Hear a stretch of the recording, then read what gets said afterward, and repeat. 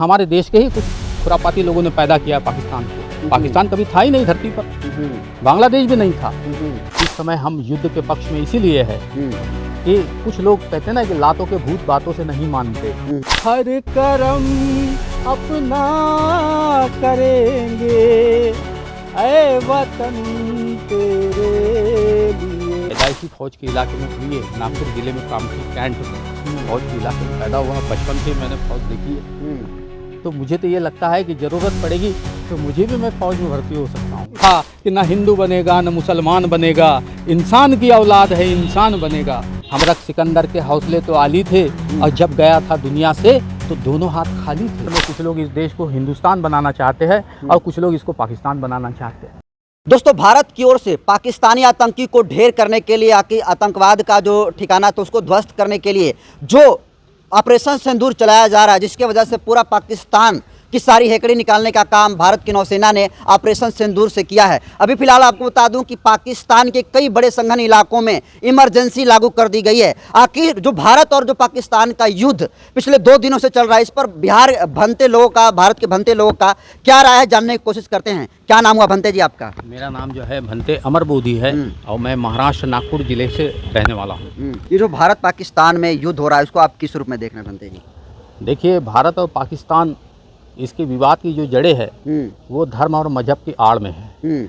इसलिए हम लोगों को ये बात ध्यान रखना चाहिए कि इस समय हम युद्ध के पक्ष में इसीलिए है कि कुछ लोग कहते हैं ना कि लातों के भूत बातों से नहीं मानते, इसलिए हमें मजबूर होकर युद्ध करना पड़ता है। हम भारत के लोग हैं, कभी भी युद्ध के पक्ष में नहीं रहते, लेकिन जब भी अगर हमारे देश की सुरक्षा के साथ कोई खिलवाड़ करता है तब हमें युद्ध का पैतरा लेना होता है। आपने अपने इतिहास में देखा होगा कि 1 जनवरी 1818 को जो युद्ध हुआ, भीमा कोरेगांव का जो युद्ध, जिसमें 500 महार जाति के महार बटालियन के लोगों ने 28,000 की पेशवाओं की सेना को हराकर सर्वप्रथम भारत के लोगों को सच्ची स्वतंत्रता का स्वाद चखाया। आज हम लोगों के पास फिर युद्ध की स्थिति आई है, इसलिए हम लड़ेंगे और जीतेंगे। इसके साथ ही ये बात भी हमको ध्यान रखनी होगी कि सरहद पर अगर हम लोग सुरक्षा को लेकर अगर हम युद्ध लड़ रहे हैं तो हमें देश के अंदर में भी कुछ लोग ऐसे हैं जिनके लिए हमें लड़ना होगा। किनके लिए? उनके लिए कि आपने देखा है कि सरहद पर तो धर्म पूछकर मतलब हम लोगों से मतलब यानी हमले करते हैं, लेकिन हमारे देश में जाति पूछकर हमले करने वाले लोगों से भी हमें निपटना होगा। हाँ, तो जो जातीय आतंकवाद है उसे भी भारत से खत्म होना चाहिए। जरूर जरूर होना चाहिए। इसी बात को लेकर बाबा साहब अम्बेडकर ने गहरा जब चिंतन किया तो उन्होंने ये पाया कि इस देश के अंदर में कुछ लोग इस देश को हिंदुस्तान बनाना चाहते हैं और कुछ लोग इसको पाकिस्तान बनाना चाहते हैं। लेकिन हम भारत के लोगों को ये सोचने के लिए मजबूर है आज हम लोग कि अगर ये देश हिंदुस्तान या पाकिस्तान बनेगा तो यहाँ 4 वर्णों की व्यवस्था आएगी और फिर हम लोग शोषण और अन्य अत्याचार का शिकार होंगे जातिवाद और भेदभाव के नाम पर। और अगर मान लो अगर पाकिस्तान बनता है तब भी हम लोग तालिबानी ताकतों के हाथ में चले जाएंगे। तो आपने देखा होगा कि उनके कड़े कानून अफगानिस्तान में कैसे चल रहा है। मैं ये कहना चाहता हूँ कि अगर हिंदुस्तान और पाकिस्तान बनाने वालों का जो ख्याल है वो इस बात को छोड़ दे और शांति के मार्ग को धारण करके सम्राट अशोक के भारत का महान का जो सपना है, परम पूज्य बोधिसत्व बाबा साहब अम्बेडकर ने 14 अक्टूबर 1956 को सम्राट अशोक का भारत बनाने का जो संकल्प लिया और अपने 10 लाख अनुयायियों के साथ बौद्ध धर्म की जो दीक्षा ली है, वो दीक्षा को आप घर घर और देश भर में पहुंचाने की जरूरत है। क्यों? क्योंकि इस देश को हिंदुस्तान और पाकिस्तान बनाने वालों के हौसले जो है हमें कमजोर करने होंगे, क्योंकि यही वो लड़ाई की जड़ है जो भारत को भारत नहीं रहने देते। आखिर किस बात के लिए आप लोग इतना महाभारत करते हैं भाई? हमें हमारे पुरखों से सीखना चाहिए जिन्होंने एक सुर में गाया था कि ना हिंदू बनेगा न मुसलमान बनेगा, इंसान की औलाद है इंसान बनेगा। हमारे सनातन धर्म का ये संदेश हमको घर लेकिन जब कोई हमला करेगा, कोई आतंकवादी हमला करेगा तो उस पर हमला नहीं करना चाहिए, छोड़ देना चाहिए। जरूर करना चाहिए। तो वही तो आज भारत कर रहा है। हम भी इसके पक्ष में है और हम बधाई देते हैं कि हमारी सेना ने जो स्ट्राइक किया है, इसलिए कि उन्होंने साबित करके दिखाया है कि हम भारत के लोग हर स्थिति में आप लोगों से निपटने की ताकत रखते हैं। पाकिस्तान कह रहा है कि हम जो है एटम, हमारे पास एटम बम है, परमाणु बम है, न्यूक्लियर बम है, भारत को फेंक देंगे तो खत्म हो जाएगा भारत। हम ये कहते हैं कि कहते हैं ना, हमरक सिकंदर के हौसले तो आली थे और जब गया था दुनिया से तो दोनों हाथ खाली थे। क्यों? पाकिस्तान ये सिरदर्द हमारे देश के ही कुछ खुरापाती लोगों ने पैदा किया पाकिस्तान को। पाकिस्तान कभी था ही नहीं धरती पर, बांग्लादेश भी नहीं था, लेकिन आज दोनों जगह के लिए हम लोगों को लड़ना पड़ रहा है। हमारे देश के लोग हैं हिंदू मुसलमान बन के लड़ते हैं और हम लोग तमाशा देखते हैं। इसलिए हमको ये तमाशे को बंद करना है हमेशा हमेशा के लिए। क्यों?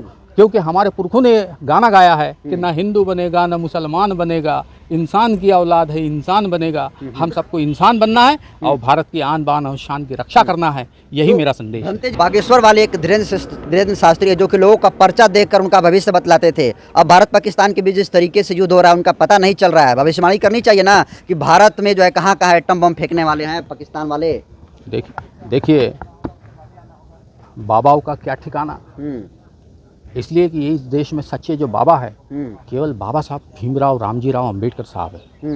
हमारे भारतीय संविधान निर्माता को ही बाबा साहेब कहा जाता है। उनका जो घराना था उसमें साहेब परंपरा है आज भी। इसलिए हम लोगों को ध्यान रखना चाहिए कि ये जितने बाबाओं का जो बवंडर है हमारे देश में पैदा किया गया, एक केवल बाबा को छिपाने के लिए इतना बवंडर पैदा किया गया। ये तो बाबा कहते हैं, धीरेन्द्र शास्त्री बाबा हैं ये वो। देखिए सबको बाबा होने की आज़ादी है। हमारे देश में लोकतंत्र है, वो भी हमारे बाबा साहेब ने दिया हुआ लोकतंत्र है। लेकिन आप बाबा होने के नाते अगर आप केवल बाबा ही है तो किस काम के? बाबा होने के कारण आप लोगों को चिंतन मनन करना चाहिए कि हम भी बाबा साहेब कैसे हो सकते हैं। क्योंकि इस समय युद्ध का समय है, लेकिन हम भी ये बात जानते हैं क्योंकि हम विजेता है, इसलिए हमें अहंकार नहीं है। भीमा कोरेगांव का युद्ध जीता है, इसलिए हम अहंकार में नहीं रहना चाहते। हम विनम्र है उसमें भी, इसलिए कि हमें मजबूर होकर युद्ध करना पड़ा। तो क्या अगर उस तरह की जरूरत पड़ेगी तो भंते लोगों को भी कमान संभालनी पड़ेगी तो संभालेंगे? भाई मेरी तो पैदाइश फौज के इलाके में हुई है, नागपुर जिले में कामठी कैंट में फौज के इलाके में पैदा हुआ। बचपन से मैंने फौज देखी है।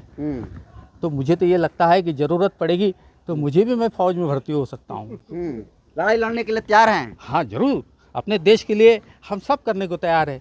क्यों?